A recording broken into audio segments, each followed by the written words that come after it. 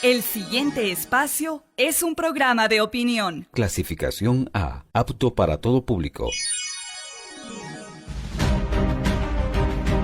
El análisis, la información, los temas de la actualidad y las tendencias están en una sola frecuencia. Frecuencia Política. Frecuencia Política. En tu radio, en tu compu, en tu celu, en tu tablet, aquí por la señal de Pichincha Universal. Comenzamos. Buenas tardes, amigos y amigas de Frecuencia Política. Gracias por escucharnos, gracias por permanecer aquí en su programa, que trae lo mejor de la información, tanto en términos políticos, sociales como económicos, para que usted pueda generar su propio criterio y comentar lo que viene sucediendo en la coyuntura nacional, los distintos aspectos de la coyuntura nacional. Así que les digo nuevamente, buenos días, buenas tardes, buenas noches, donde quiera que usted se encuentre y a cualquiera que usted nos sintonice, porque puede juntarse a través de nuestras redes sociales, www.pichincha.com.es. También, evidentemente, estamos en las distintas redes que tiene Radio Pichincha Universal.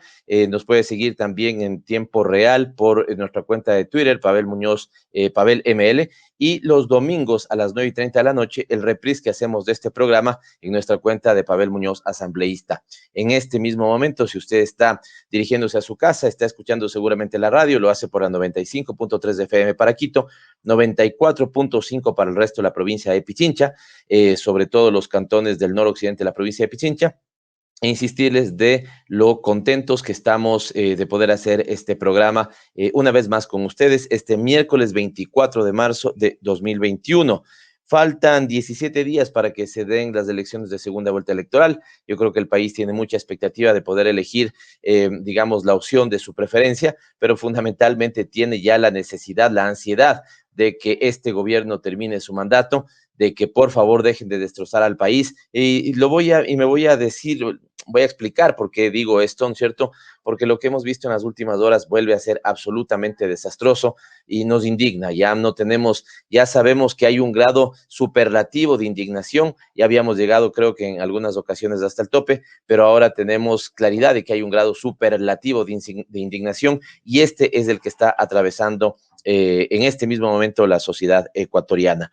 Dos elementos que comentar. Con uno que digamos, nos apena, pero que también estamos contentos de que María Belén Proaño se encuentre bien en este momento. Nos apena porque no está haciendo con nosotros este programa. Ella tuvo que hacer alguna pequeña intervención médica. Está muy bien, por eso decimos que también nos alegra que después de su intervención médica esté muy bien. La estamos extrañando en el programa. No vamos a tener hoy el minuto ODS, eso será una baja sensible, pero ya la próxima semana María Belén estará con nosotros para hacer esta introducción del programa. Cada vez tiene más seguidores, más audiencia también María Belén, y su ejercicio editorial hacia el final del programa de Frecuencia Política con el minuto ODS. Recuerden que lo que hace ahí María Belén es darnos en un minuto, minuto y medio, una pastilla del tema, generalmente el tema que estamos tratando, y su vinculación con los objetivos de desarrollo sostenible. Estos son los objetivos, 17 en realidad, que tiene el mundo para el año 2030, que en el Ecuador nos hemos comprometido con ellos. Se conoce también como Agenda 2030, pero para el caso ecuatoriano tiene una feliz coincidencia, y esa feliz coincidencia es que nos permitirá también, así como a nivel internacional cumplimos los objetivos de desarrollo sostenible, a nivel nacional estaremos cumpliendo en el 2030 200 años de república. Nosotros hemos dicho que hay que trabajar en el país, en el Ecuador 200, en el Ecuador 2.0, porque al acercarnos a estos 200 años de república es fundamental que hagamos esta suerte como de reimpulso del Ecuador, ¿no es cierto?, de reconexión del Ecuador con las necesidades de nuestra población, las exigencias de nuestra población, pero sobre todo los sueños que tenemos todos y todas de hacer el Ecuador una nación, un país cada vez más fuerte, más potente, más bello, como ya lo es, ¿no es cierto?, pero que tenga capacidad de construir igualdad, equidad, justicia social, que son seguramente los anhelos que tenemos la mayoría de ecuatorianos y ecuatorianas. Con ese breve saludo, ese saludo también a María Belén, saludo al equipo de producción, Luis Ganchala, en la producción de este programa, y el gran equipo de producción, edición que tiene Radio Pichincha Universal. lo vengo diciendo ya un año casi, bueno, en realidad menos de un año, pero ya queremos volver a la radio. Es otra cosa estar frente al micrófono de la radio, al ambiente de la radio. Cuando uno empieza a hacer radio, le empieza a agarrar un gusto, ¿no es cierto?, del cual seguramente después es difícil desencariñarse. Así que ojalá podamos estar ya en los estudios de Radio Pichincha Universal. Dos temas que comentar. El primero, evidentemente, el debate presidencial. Un debate que ha sido muy comentado en su esquema. Su esquema tal vez no permitió el desarrollo adecuado de cada uno de los candidatos de lo que estaban planteando. Algunos decían incluso que la lectura de las preguntas se demoraba más que las propias respuestas, los tiempos muy apretados. Al estar, fuimos de un extremo al otro, ¿no? Primero 16 candidatos, se entendía que los tiempos sean muy apretados, pero ahora existiendo 2 candidatos nada más, me parece que se debió haber profundizado y se debió haber dado más tiempo para que hagan una explicación más detallada de sus propuestas. Primer elemento. Segundo elemento, me parece que hay un ganador del debate con claridad y este es Andrés Arauz. Mi marcador es 5-4, ¿no? Tampoco es un marcador, digamos, abultado, pero es un marcador de 5-4 que sí tiene, en cambio, elementos muy importantes de esa victoria. Recordemos que Andrés Arauz es el nuevo en esta elección. Recordemos que Andrés Arauz ha venido haciendo mucho trabajo político, sí, pero sobre todo más técnico. Así que su involucramiento en la política es absolutamente reciente, digamos, es reciente.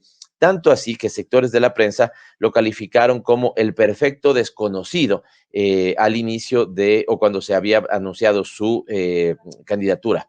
Lo cierto es que este, llamado en algunos casos incluso despectivamente como el perfecto desconocido, se enfrentaba a un candidato que ya lleva 20 años en política. Esta es su tercera participación electoral y por lo tanto los papeles hubieran dicho que sea Guillermo Lasso quien gane el debate e incluso algunos hubieran dicho que con ese fogueo de estas 3 elecciones perdidas, dicho sea de paso, esos 20 años en actividad política, hubieran hecho que Lasso se desarrollara con mucha más soltura, ¿no es cierto? Y fuera el que marcara los tiempos y la cancha del debate. No fue así.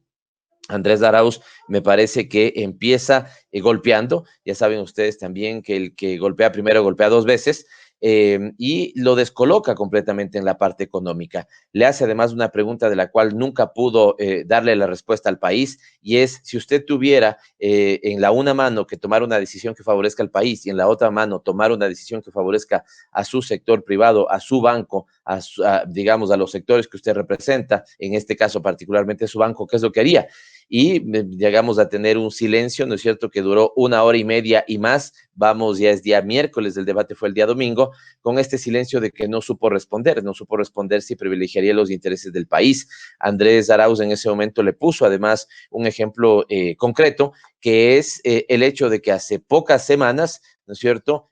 Digamos, en realidad hace muchas semanas de parte del banco, pero la semana anterior se conoció de parte de Juan Javier Dávalos, consejero del Consejo de Participación Ciudadana y Control Social, una carta enviada, ¿no es cierto?, por el Banco de Guayaquil, un petitorio hecho por el Banco de Guayaquil hacia las autoridades que tienen la posibilidad de cambiar los márgenes, los parámetros crediticios, las tasas de interés, para que en lo concreto a las pequeñas y microempresas que antes se les podía prestar hasta el 11%, ahora suban de segmento crediticio y la tasa de interés se les incremente hasta el 30%.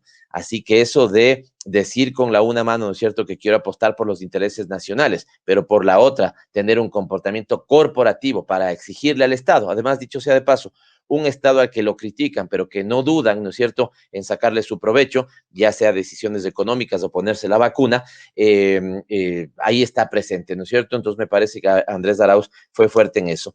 Guillermo Lasso, en cambio, conectado con una muletilla, yo me quedé pensando si es que se conocía que en la primera vuelta gastó $5 millones en asesores.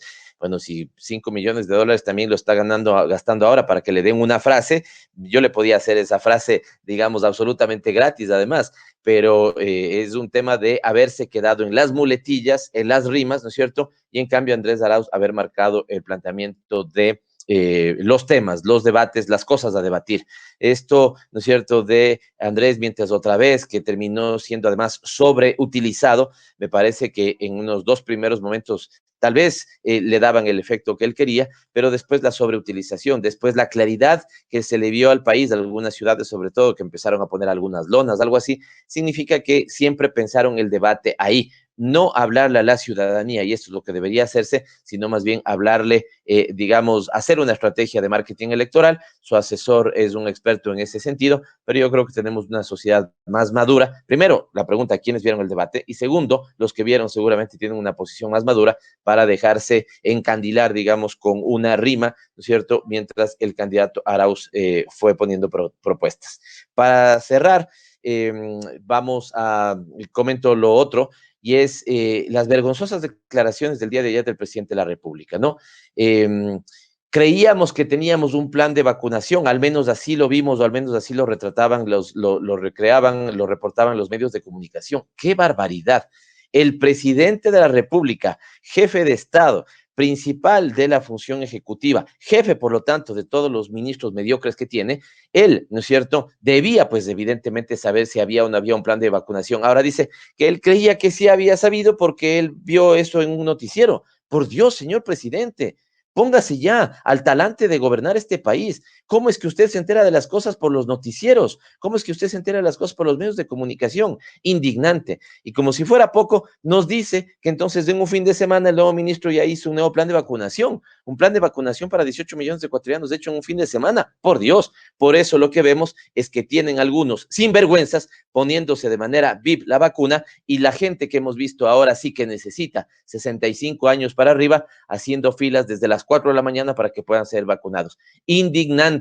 Señor presidente, deje de merendar arroz con huevo. Por favor, duélase de este país. Sepa lo que hacen los mediocres de sus ministros y entérese si tiene o no tiene un plan de vacunación, y así por lo menos dele algún alivio a los momentos tan duros que vivimos los ecuatorianos. Perdón con la audiencia, esto es indignante, pero no puede ser que el presidente nos diga que gobierna sobre la base de lo que ve en los medios de comunicación. Cierro esta parte introductoria de nuestro programa. Tenemos un invitado de lujo, Franklin Ramírez Gallegos.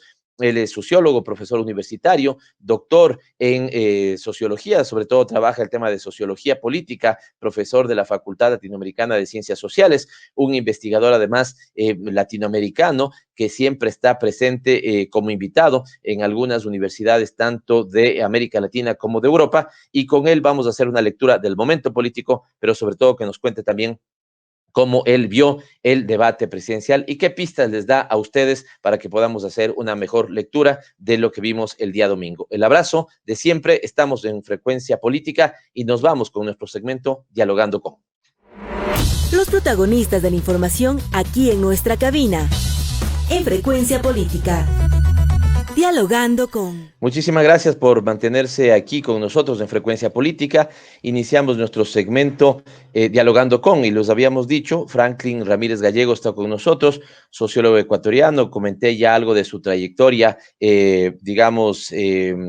profesional, pero también su trayectoria académica. Él es investigador del Departamento de Estudios Políticos de la Facultad de Ciencias Sociales Flaxo, miembro del colectivo Foro de los Comunes, y como había dicho, uno de los sociólogos más destacados en el país, con mucha presencia en universidades del resto de América Latina y también Europa. Franklin, qué bueno que estés aquí con nosotros. Gracias por aceptar conversar en Frecuencia Política, y decirte que la idea es comentar algo sobre los elementos de la coyuntura política, mucho sobre cómo leíste el debate del día domingo, y también lo que tú quieras poner aquí sobre la mesa. Aquí nadie te va a gritar, nadie te va a decir que te sometes a las disposiciones del programa. Aquí dialogamos, ¿no es cierto?, para que sea la ciudadanía la que pueda hacerse un mejor criterio de los distintos temas. Así que, bienvenido, Franklin, ¿cómo estás?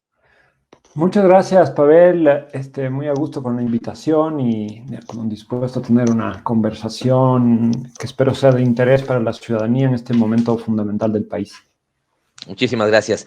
No entremos de lleno al debate. Entremos más bien, si tú quieres, en qué escenario entró el debate. ¿Cómo ves, digamos, el escenario político electoral fundamentalmente, ¿no es cierto? ¿Qué dejó la primera vuelta? ¿Cómo se estaba perfilando la segunda vuelta? Es decir, en qué contexto, ¿no es cierto?, se da y se desarrolla el debate y fundamentalmente, ¿qué es lo que crees qué elementos se quedan marcados para el post-debate? Empecemos por esto, digamos, describiendo el contexto en el que llegó este debate presidencial. A mí me parece que había una fuerte sensación de anomalía institucional, de incertidumbre institucional y de desconfianza en el órgano electoral que ya venía configurándose previo a la primera vuelta y que se aceleró a lo largo de la primera vuelta, de las elecciones y de la no proclamación de los resultados.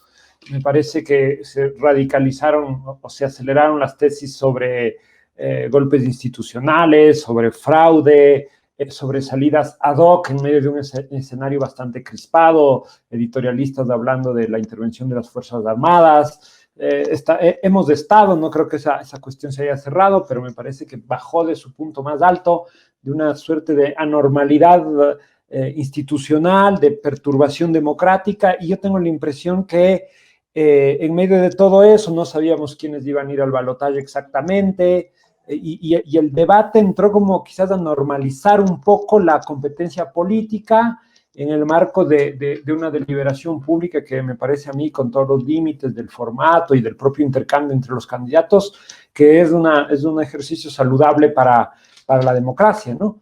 La campaña no había terminado de arrancar plenamente cuando inició el debate, entonces incluso uno podría decir que es como el punto de partida para las pocas semanas que restan de cara al 11 de abril.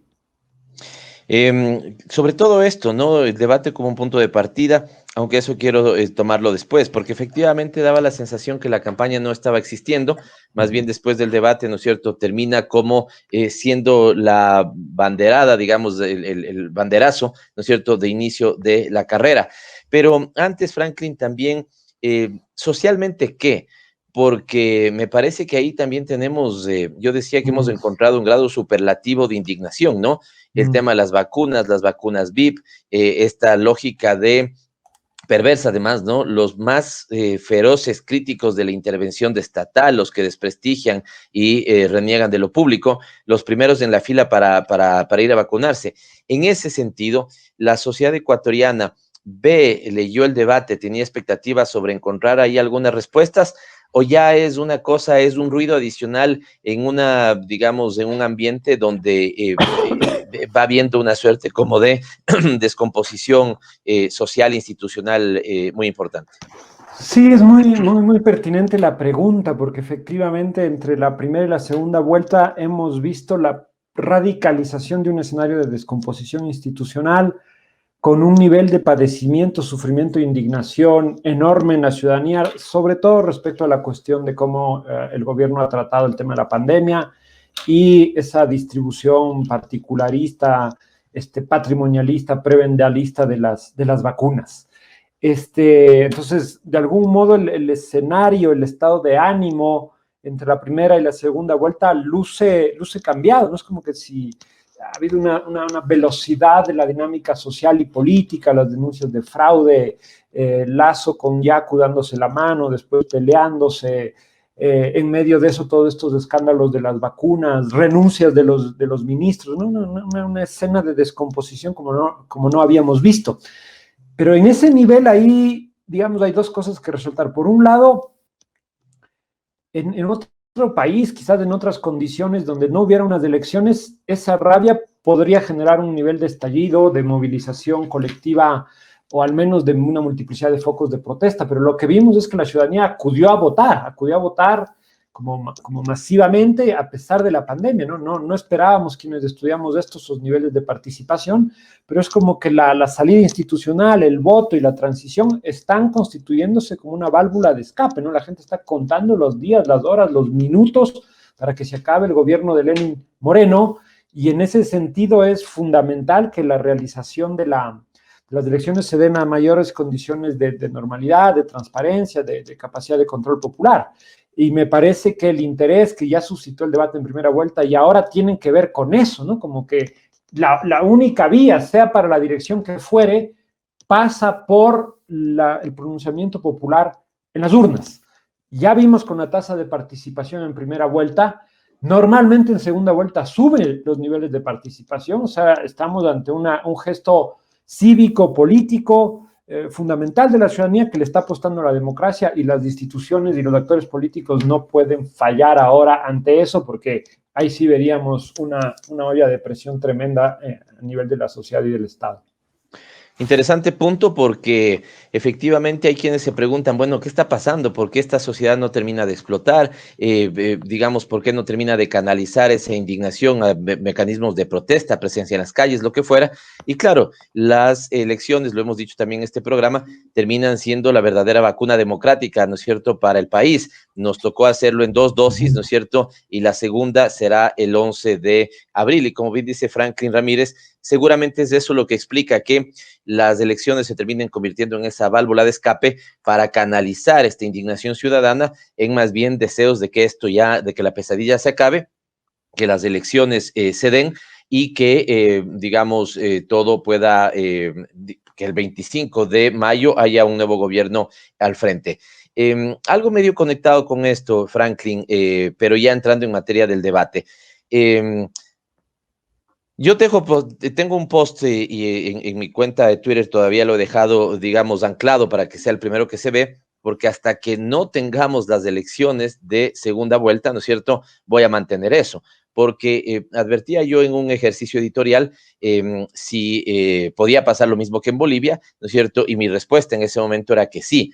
Ventajosamente, digamos, hemos ido pasando etapas, los candidatos se pudieron inscribir, se pudo hacer la primera vuelta que tenía, digamos, mucha incertidumbre de poder hacérsela. La segunda vuelta también, mientras no resolvía el Tribunal Contencioso Electoral, estaba ahí pendiente de aclarar su fecha, y creería que ahora sí tenemos, digamos, claridad de que van a ser el día 11. Lo que no sabemos es qué va a pasar, ¿no es cierto?, el día después.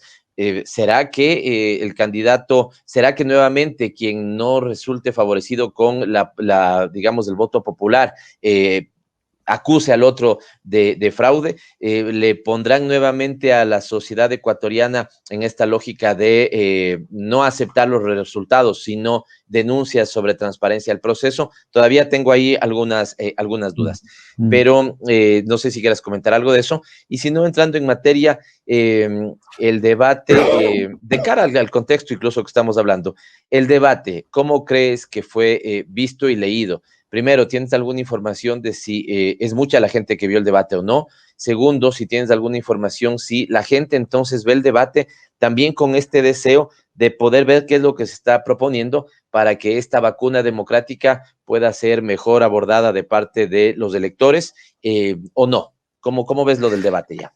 Sí, lo primero me parece que es fundamental que las dos candidaturas que están en la segunda vuelta se comprometan a reconocer los resultados en el marco efectivamente de un órgano electoral que tiene mucha desconfianza de lado y lado, y donde ya hay un tercero en discordia que ha dicho que no va a reconocer ningún resultado. Entonces ya estamos ante ese escenario.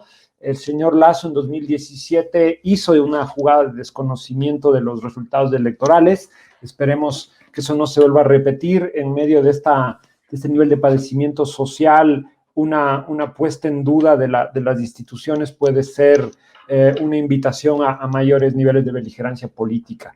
Respecto a la cuestión del debate, a mí me parece que hubo una expectativa que desbordó como el país más político, los actores políticos más clásicos. Tengo la impresión, además, que en tiempos de redes sociales y de tecnopolítica, el debate ya no dura las 2 horas o la hora y media que transcurre mientras vemos las pantallas, sino que tiene una duración de 3, 4 días, ¿no? Hay toda una conversación posterior donde se sigue disputando el sentido del debate, donde se siguen colocando los términos del debate,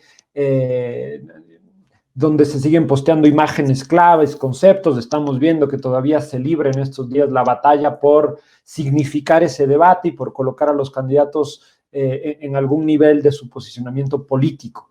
En eso a mí me parece que las redes contribuyen a una caja de resonancia mayor de la discusión entre estas dos candidaturas, que yo creo, me pareció que en efecto fue un punto de partida de la segunda vuelta, Y en una lógica que es súper interesante analizar, digamos, la votación de la primera vuelta dibujó un país donde hay una despolarización lenta, sin prisa, relativa, ¿no? Ya la gran confrontación entre Arauz y Lasso solo capturó el 50% de la votación. Hubo otro 50% de la votación que tuvo otras elecciones, otras preferencias, y el debate, a mi modo de ver, estaba pensado o debía haber sido pensado en función de ese 50%. No sé hasta qué punto las candidaturas efectivamente le hablaron más allá de sus nichos electorales cautivos, pero buena parte de lo que podía esperarse de ese debate tenía que ver precisamente con conectar con el amplio voto que no se acumuló en ninguno de los dos polos que están en competencia ahora. Franklin, interesante, quiero ir después a este tema, sobre todo después de que volvamos de nuestra pausa, pero antes algunos elementos finales sobre el debate. ¿En los debates deben existir ganadores? ¿Quién ganó este debate? ¿Hay un ganador de este debate a tu juicio? ¿Deben existir o más bien, digamos, el tema es cómo poner en conocimiento de la ciudadanía sus propuestas? ¿O efectivamente es fundamental la, digamos, proclamación o la existencia de un ganador, ¿no es cierto?, para apuntalar mejor su segunda vuelta. Haciendo alusión a una broma con la que empezaste el programa, yo diría que el gran perdedor de este debate fue Andrés Carrión. ¿No? Fue el colofón de una confrontación previa que colocaba a Carrión, a Ortiz, ahora 25, en un lugar de la jerarquía, del autoritarismo, de una lógica política hacendataria, que en un momento dado, por ejemplo en Twitter, fue mucho más tendencia que lo que veníamos viendo en el debate presidencial.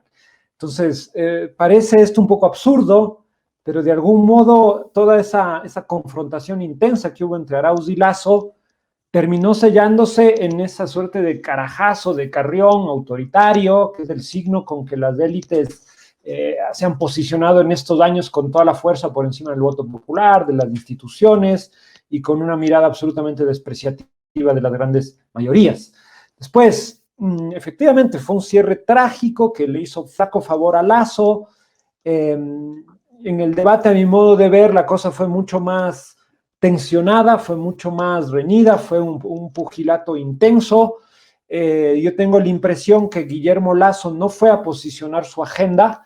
Hemos hecho un pequeño estudio con unos colegas para poner el debate en cifras, y ahí se ve claramente tres cosas, ¿no? La primera, Arauz tiene un nivel un porcentaje de respuestas tanto a las preguntas de la periodista cuanto de su adversario, mucho más elevado que Lasso, digamos así, un 80 a un 60%. Uno. Dos, en el nivel de propuestas, ¿no? de nombrar políticas públicas a lo largo de los 6 ejes que tuvo el debate, Arauz se esforzó muchísimo más en disparar políticas públicas, cubrió un amplio abanico de segmentos y de sectores que Guillermo Lasso.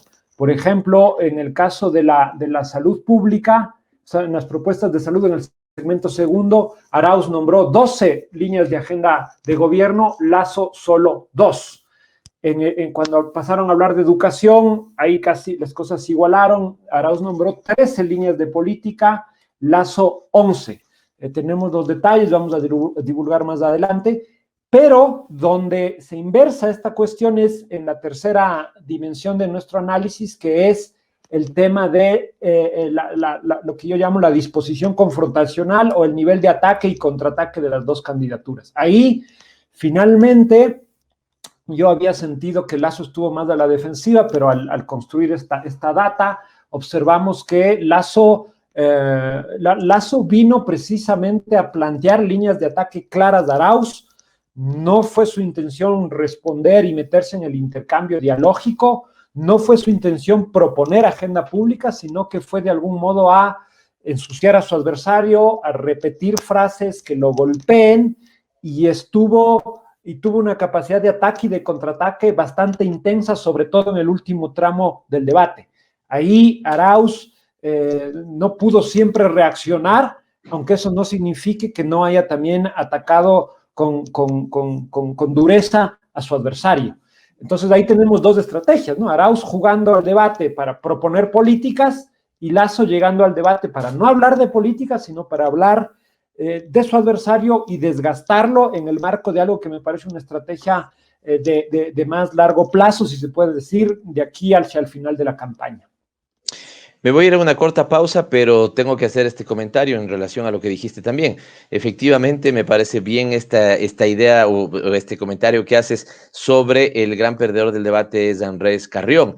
Digamos, lo otro es que ¿cuántos millones habrá gastado Lasso para que sus asesores le den una frase que pensó posicionar y que termina Andrés Carrión quitándole el protagonismo, digamos, siendo tendencia, inmediatamente se acaba el debate, así que platita botada, dirían en mi barrio. Pero bueno, muy interesante. Y también, dicho sea de paso, no lo dijimos en la nota introductoria, nuestra solidaridad con Fernando Casado, que así como Andrés Arauz le dijo qué salado que es Lasso, Fernando también que ha estado salado cuando va a ese programa. La primera vez estuvimos juntos en un debate, le sacaron violentando todo procedimiento de la universidad, del Instituto de Altos Estudios Nacionales, y ahora, digamos, tuvo que pasar este mal trago de gente que pretende ser periodista, pero que evidentemente toman una clara posición política. Está bien que lo hagan, pero no le digan al país que hacen periodismo cuando lo que están haciendo es política y tomando partido por una de las candidaturas. Una corta pausa y volvemos a conversar con Franklin Ramírez en esta lectura de la política del debate presidencial y cómo se perfila el postdebate. Muchísimas gracias por permanecer aquí en Frecuencia Política. Se lo habíamos dicho, va a ser un diálogo muy interesante con Franklin Ramírez.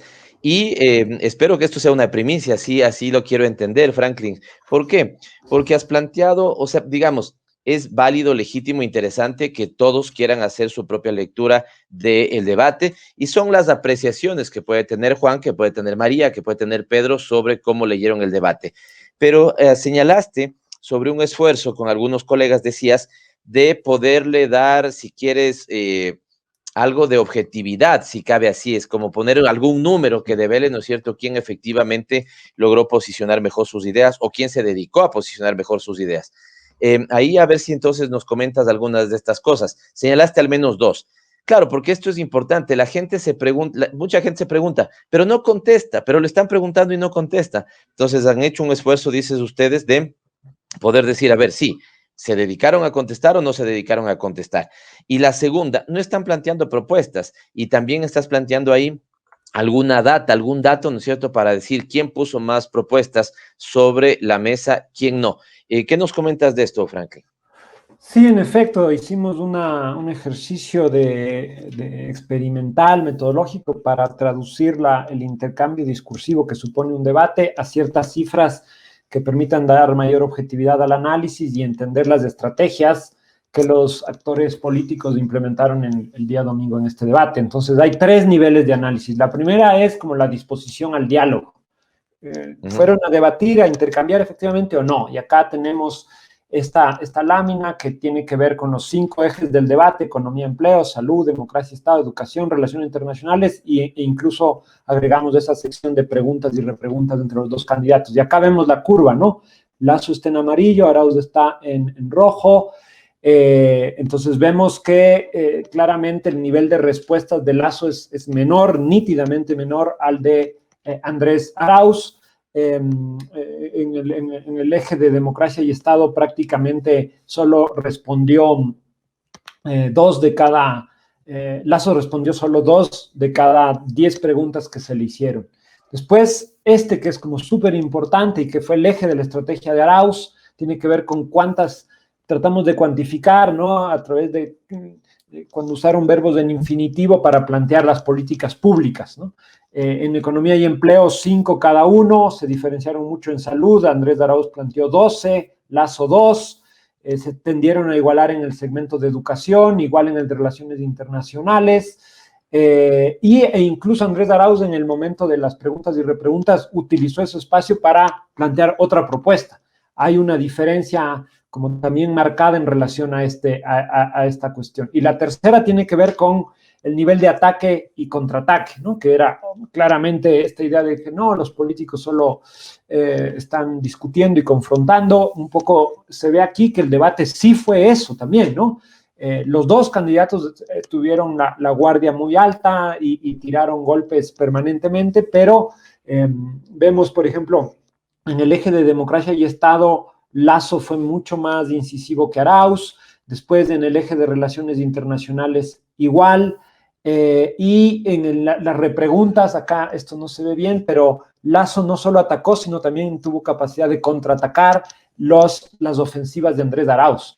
Entonces, en definitiva, aquí vemos un análisis de las estrategias, ¿no? Lasso fue efectivamente más a enlodar a su adversario que a proponer agenda pública. No quiso entrar en ese nivel de debate, no quiso entrar en el terreno de la discusión de agenda pública y prefirió el pugilato y la dinámica de la polarización que paradójicamente siempre se le suele atribuir al correísmo o a la Revolución Ciudadana. Esta vez el que entró al combate decidido fue mucho más Guillermo Lasso, y acá tenemos tres dimensiones de análisis, ¿no? Capacidad dialógica, capacidad confrontacional y capacidad de plantear políticas públicas, que me parece que abarcan de algún modo lo que el contenido del debate del domingo.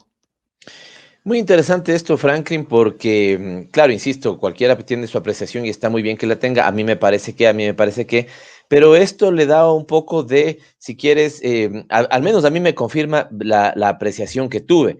Creo que efectivamente Andrés Arauz contestó más, se dedicó a responder más las preguntas que se le hizo, y me lo muestras claramente cómo efectivamente fue así.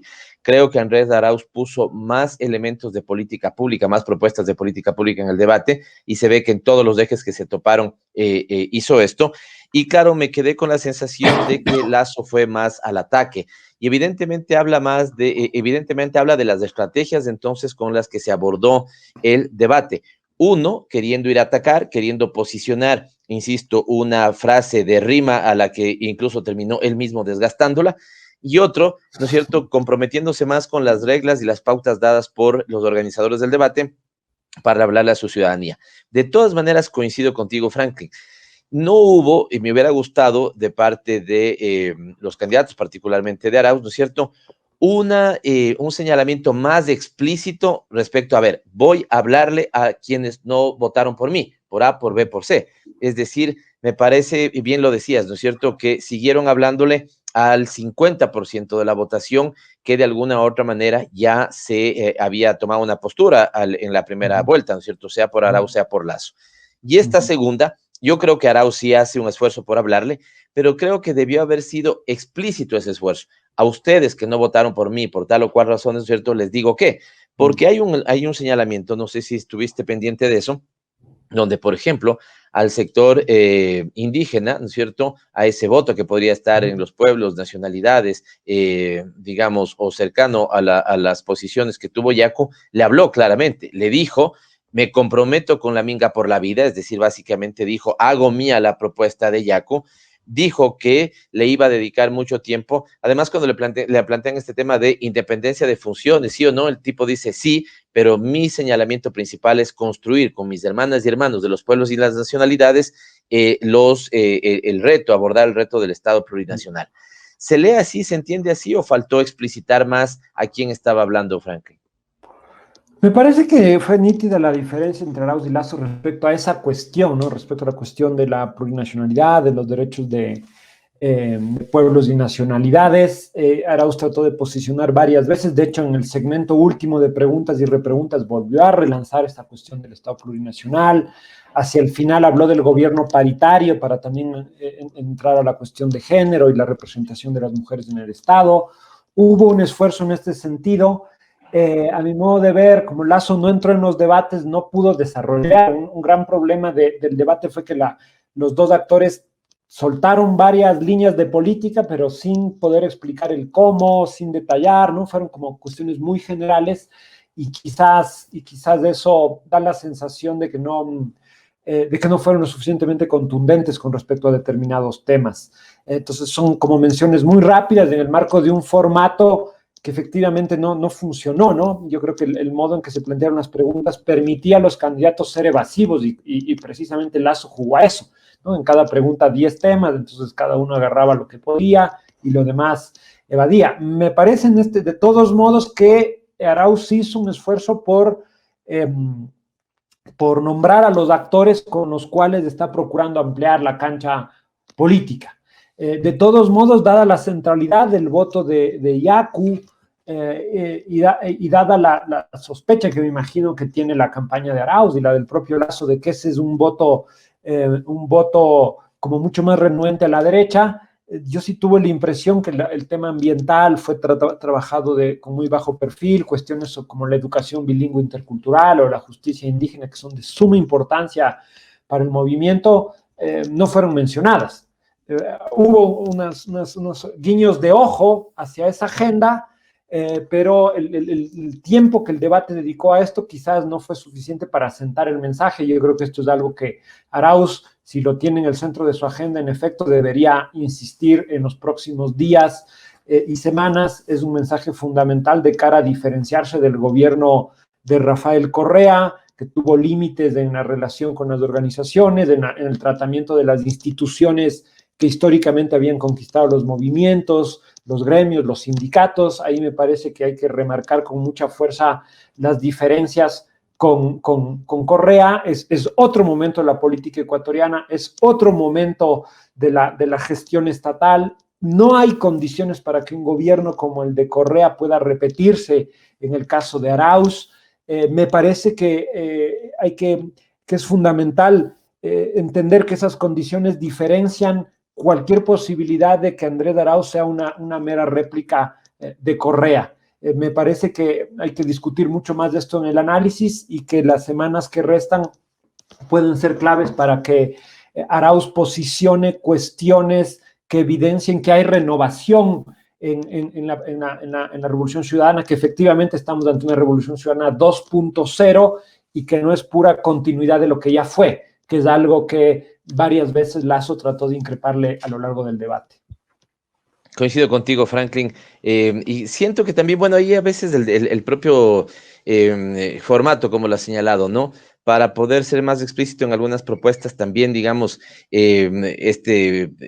minuto y medio que te dan resulta ser muy poco, digamos. Y la otra es que, claro, los candidatos, particularmente Lasso, que también lo muestra el estudio que nos acabas de enseñar, ¿no es cierto?, más al ataque, no permiten que, por ejemplo, Arauz, en su minuto y medio, dé el señalamiento general de sus propuestas y en los otros 30 segundos adicionales que tiene pueda profundizar algunas de ellas. Por lo tanto, se queda esto a nivel de enunciados. Pero como también, no sé, Franklin, si se han planteado con estos colegas, hacer esto que hoy se llama fact-checking también, ¿no? Alguna suerte como de comprobación fáctica real de que lo que están diciendo no es mentira. Estoy pensando en Lasso o más bien cuando reacciona al planteamiento de Arauz, que Arauz claramente dice, voy, y esta es una conexión con ese votante que tal vez seguramente no lo tuvo en la primera vuelta, de los sectores pequeños, medianos, microempresarios, a los que se les puso de manera absolutamente absurda un impuesto del 2%, él dice, voy a eliminar el impuesto del 2%. La bancada legislativa, que es parte del movimiento de Arauz, ¿no es cierto?, la bancada de la Revolución Ciudadana, no votó por ese impuesto, lo cual ahí tienes un elemento real. Estos tipos no votaron, estos tipos se comprometen a eliminar el impuesto del 2%. Pero en cambio Lasso dice, voy a eliminar también el impuesto del 2% en reacción a lo que dice Arauz, pero tiene una carga tremenda. Él votó por la aprobación de ese impuesto. Es decir, cómo también hay que poner algunos elementos de fact-checking, ¿no? O algún de comprobación en los hechos de que lo que dice es real o es ficticio. Creo que ahí Arauz desaprovechó una oportunidad de mostrarle, por ejemplo, al público y decir, esta es la votación creo, en la Asamblea Nacional, ¿no es cierto?, donde se ve que aprobaron el impuesto del 2%, cómo ahora se compromete a eliminarlo, o aprobaron la ley humanitaria, cómo es que ahora tiene un discurso de aumentar empleo, si esa ley fue justamente como una puñalada en la espalda a los trabajadores de la patria. No sé qué opinas de este elemento. Absolutamente, me parece que, digamos, Lasso escenificó algo que el conjunto de la derecha nacional viene haciendo, al menos, voy a decir, el último año, quizás menos, y es tratar de decirnos que ellos no tuvieron nada que ver con el gobierno de Moreno, que ellos están prácticamente en el mismo punto que 2017, que ellos son la principal fuerza de oposición al correísmo, que entre 2017 y 2021 no ha pasado absolutamente nada, que lo que está en juego es si vuelve o no Rafael Correa, que aquí no ha habido acuerdo con el Fondo Monetario, que aquí no ha habido ajuste, que aquí no ha habido ley humanitaria, flexibilización, la masacre de octubre, que no ha habido 40,000 muertos en exceso. Y claro, hasta a tal punto que Lasso es capaz de decir, de negar a la propia votación de su bancada. Y concuerdo claramente que faltó la lámina ahí de Arauz, que era evidente, como, mire señor, ustedes cogobernaron, que lo insistió, pero quizás una buena foto hubiera tenido otro efecto, como tú dices. Pero hay una operación, Pavel, que viene gestándose de hace rato, que es como una puesta en distancia de Moreno y prácticamente licuar del debate político y de la memoria colectiva estos 4 años, ¿no? Y es como que sí, de hecho el video que está circulando de gente apoyando a Lasso se vuelve a usar el discurso de la resistencia, vuelve a ponernos en 2017, ¿no? Me parece que hay un operativo de borrar del mapa la colaboración y la captura de las élites del gobierno de Moreno, encabezado políticamente por Creo, por el Suma, por el Partido Social Cristiano. Hay un operativo que volvió a ratificar Lasso el día domingo, y que sin embargo, a mí me parece que es un operativo fallido, ¿no? Vimos por la votación que tuvo Lasso el domingo, perdón, en la primera vuelta, y a mi modo de ver, hay una cosa que delata claramente esa imposibilidad que tuvo Lasso de desconectarse de Moreno, y es su relato sobre octubre, ¿no? Lasso repitió el domingo frente a millones de ciudadanos que la protesta de octubre de 2019 contra el decreto 883 y el famoso paquetazo de la gasolina fue solo un acto de desestabilización vandálico, es decir, exactamente el mismo discurso que Lenín Moreno, Jarrín y María Paula Romo. Eso evidencia con toda fuerza en qué lugar del bloque, del campo político está Lasso y cuánta cercanía tiene con el discurso de las élites, con el discurso de Nebot que mandó a los indígenas al páramo. No asistió y no habló, no se refirió para nada a la masacre, a la tortura, a la violencia, a la violación de derechos humanos que acaba de verificar la Defensoría junto con una comisión de la verdad. Ahí fue la caja de resonancia del discurso dominante de las fuerzas del orden y de la mano dura de Moreno desde octubre de 2019. Entonces, todo ese operativo de decir yo nunca estuve con Moreno cae en un agujero profundo cuando llegamos a octubre, uno de los momentos más tristes de la democracia ecuatoriana desde el retorno en el 79. Vamos llegando al final de nuestro programa, pero hay al menos 2 elementos que quisiera topar ahí porque son muy bien puestos los acabas de poner muy bien en esta conversación. El primero tiene que ver con esto de que efectivamente, ¿no? Este desdoblamiento de Moreno. Arauz buscó 2 veces señalarle esto. De todas maneras, ¿no es cierto? Espero que la ciudadanía haya entendido claramente el contexto en el cual lo señaló. Arauz le dice, es cierto, la Revolución Ciudadana propuso a Moreno. El pueblo ecuatoriano eligió a Moreno, pero ustedes lo compraron, ¿no es cierto? Literalmente lo compraron, eso es lo que pasó. Ahora el problema es que lo quieren vender y no hay quien les quiera comprar, pero literalmente lo compraron. No sé cuál habrá sido la percepción ciudadana, ¿no es cierto? Pero efectivamente hacen un esfuerzo por desdoblarse. Y vinculo ese desdoblamiento en el que tal vez también se pueda hacer más énfasis, está muy vinculado con lo sucedido en octubre. Y ahí Arauz le dice cosas importantes a Lasso, le dice, usted no fue a la presentación del informe que hizo la Comisión de la Verdad, auspiciada por la Defensoría del Pueblo. Le dio una copia, de hecho, que le dijo que era la suya, porque la suya tenía en casa, que era la de Lasso, porque la de Arauz estaba en su casa. Y, ¿no es cierto? Me pareció que ahí pudo haberle puesto un poquito más de segundos en remarcar esto, que es muy relevante para lo de octubre, Franklin. Lasso dice en meses anteriores que su enlace, la persona a la que él más de alguna u otra manera respeta, ¿no es cierto? Incluso la plantea como posible contralora, digamos, para que ocupe la Contraloría General del Estado, es María Paula Romo, que termina siendo artífice de la brutal represión de octubre del 2019 y que hoy, ¿no es cierto?, digamos, es entendible que uno pueda tomar, que Lasso haya tomado partido por ella, si al final era ella su vínculo más visible con Moreno. pero lo que dice el informe de la Comisión de la Verdad, Franklin, aquí, y anticipo a nuestra audiencia, vamos a hacer los esfuerzos porque el defensor del pueblo pueda estar aquí en nuestro próximo programa, señala hasta crímenes de lesa humanidad. Y el defensor ha puesto, ¿no es cierto?, una denuncia para esto. Es decir, mínimamente lo que tuvo que haber hecho Lasso, también este es un gravísimo error desde mi punto de vista, es tomar una distancia de la persona a la que él se refirió, digamos, le tiró todas las flores en algunas entrevistas y ahora termina siendo señalada, digamos, por la violación de derechos humanos que hubo en la protesta de octubre del 2019. Absolutamente, ¿no? Absolutamente. Este ha sido uno de los sucesos como más grises y más trágicos de la democracia ecuatoriana. Guillermo Lasso no quiso tocar sobre el tema a pesar de las constantes alusiones de Arauz. Eso tiene que leerse, además del gravísimo problema de la violación de los derechos humanos, como una señal de que un eventual gobierno de Lasso no va a tolerar la protesta social. Debe verse como una señal de que la agenda del ajuste, la agenda del Fondo Monetario, la agenda de la austeridad va a proseguir en su gobierno.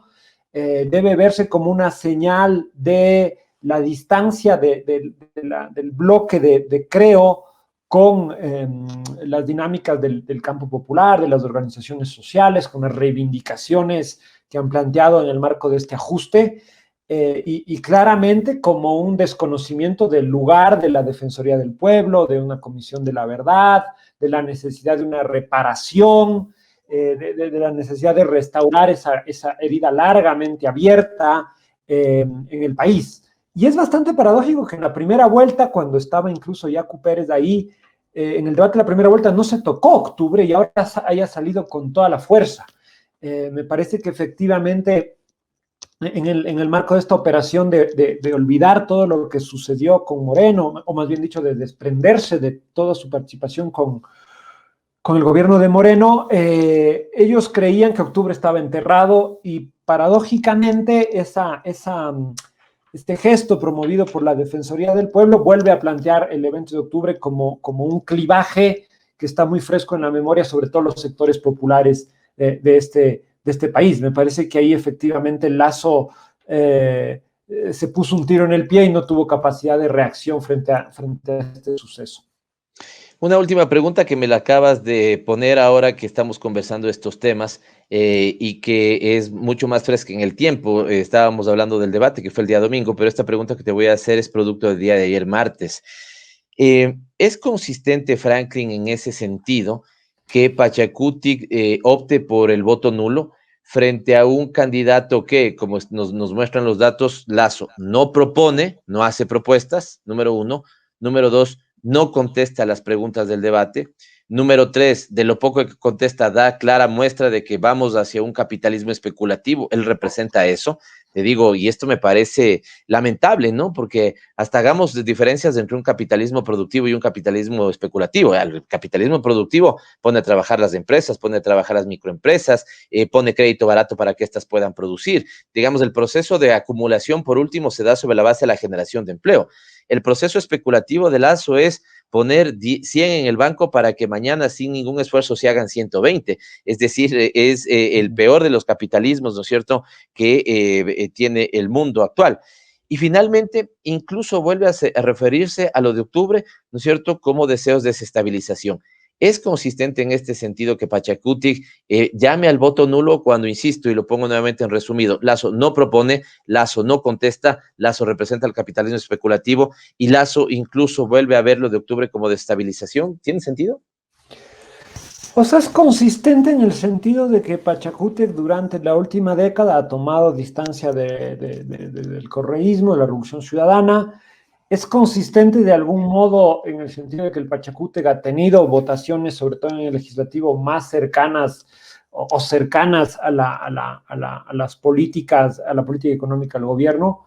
Es consecuente en el sentido de que la dirigencia indígena, sobre todo después de octubre, ha tomado distancia de la derecha más dura, de Lasso, sobre todo de Nebot, de María Paula Romo. y es consistente en el sentido de que me parece que se están apuntando a su lugar en la gobernabilidad del ciclo que se viene, ¿no? Para tener margen de maniobra, para capacidad de negociación en el legislativo, y además pensando en las próximas elecciones de la CONAIE. Los dirigentes están pensando qué va a pensar su base comunal, su base campesina, indígena, si es que toman partido por uno u otro. Pero decir esto, decir que el Pachacútec como tal está posicionándose en el voto del nulo ideológico, no significa que la votación de Yacu Pérez necesariamente se alinee con esa tesis. El Pachacútec, como otros partidos, como Herbas en Naidén, no tienen control sobre esa votación. Ahí me parece que hay un trabajo político que ambas candidaturas deben realizar a nivel micro, a nivel territorial, para acercarse a esos votantes. Ahí me parece clave hacer política real, no caer en la trampa del TikTok y del marketing, sino que escuchar las agendas, escuchar las reivindicaciones. Ese gesto de horizontalidad en este momento es clave, de mostrar capacidad de escucha, empatía con los ciudadanos y sus demandas. Observar que hay una diversidad de reivindicaciones de los territorios, sobre todo la masa de votación de Yacu Pérez se encuentra en la Sierra Central, que ha sido bastante renuente a la votación correísta. A mí me parece que tiene que ver no con un problema de agenda, no es un problema programático ideológico, sino de estilos y de modos de hacer política, ¿no? Es como esta idea de la Revolución Ciudadana, ya sabemos cómo hacerlo, ya lo hicimos bien, refleja una suerte de sobreestimación tecnocrática cuando los sectores medios, los sectores campesinos, indígenas, quizás ven en eso un gesto de arrogancia. A mí me parece que se requiere romper esa distancia, dialogar en un plano de horizontalidad, dar muestras de empatía, de conexión, no solo con las demandas, sino con la estructura de afectos y de emociones en un momento muy doloroso para la ciudadanía y para las grandes mayorías. Obviamente el tiempo que de aquí a la votación de la segunda vuelta es corto, pero me parece que hay cabida todavía para estos gestos de horizontalidad, de escuchar, de mostrar disposición a recoger demandas y a establecer una plataforma de diálogo político amplio, algo que también diferenciaría con la matriz de acción política que instauró Correa, sobre todo en un determinado momento de la Revolución Ciudadana. Entonces yo creo que hay que diferenciar la directiva de Pachacútec con las expectativas de sus votantes en el marco de esta segunda vuelta. Muchísimas gracias, Franklin. Él ha sido Franklin Ramírez Gallegos. No nos equivocamos, le dijimos a nuestra audiencia que será un interesante diálogo con él. Te agradecemos y Frecuencia Política ha puesto a disposición suyo una primicia elaborada por Franklin y algunos otros colegas. Hemos podido ver que si uno quiere meterle un dato de cómo fue el debate, ¿no es cierto? Y quién, digamos, cumplió mejor las pautas del debate fue Andrés Arauz. Se dedicó más tiempo a contestar las preguntas hechas en el debate, puso más propuestas de política pública sobre el tapete, atacó menos que su adversario, aunque ahí hubo un buen pugilato, digamos, en el desarrollo del debate.